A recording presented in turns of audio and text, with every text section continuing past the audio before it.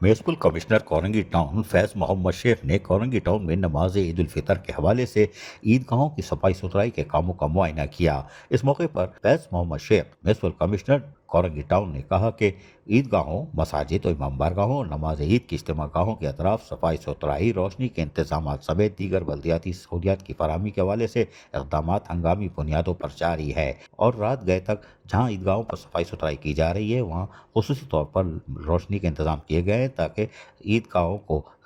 चांद रात तक हर हाल में मुकम्मल कर लिया जाए। और इस हवाले से कामों को जहां वो खुद भी मुआयना कर रहे हैं और यकीनी तौर पर चेयरमैन कोरंगी टाउन मोहम्मद नईम शेख की भी वाज़ेह हिदायतें मौजूद हैं। म्यूनसिपल कमिश्नर कोरंगी टाउन फैज़ मोहम्मद शेख ने मुतल्लिक़ा ज़िम्मेदारान को हिदायत की कि नमाज ईद से कबल इबादत गाहों और नमाज ईद के इज्तिमा गाहों के अतराफ सफाई सुथराई माहौल के इंतजाम को बेहतर बनाने के लिए तमाम वसाइल और महकमाना काविशों को बरवकार लाया जाए।